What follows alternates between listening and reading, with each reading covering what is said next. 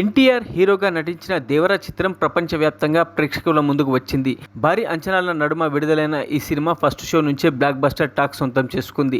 తెలుగు రాష్ట్రాల్లో అన్ని థియేటర్లలో ఉదయం 4 గంటల నుంచే షోలు ప్రారంభమయ్యాయి. ఇదిలా ఉండగా సినిమా విడుదల సందర్భంగా ఆర్టీసీ క్రాస్ రోడ్ లోని సుదర్శన్ థియేటర్ వద్ద అపశృతి చోటు చేసుకుంది. థియేటర్ ఆవరణలో ఉన్న ఎన్టీఆర్ కటౌట్ కు నిప్పంటుకుంది. ఎన్టీఆర్ కటౌట్ తగలబడుతున్న ఫోటోలు, వీడియోలు వైరల్ గా మారాయి. కాగా సమాచారం అందుకున్న ఫైర్ సిబ్బంది వెంటనే ఘటనా స్థలానికి చేరుకుని మంటలను అదుపులోకి తీసుకొచ్చారు.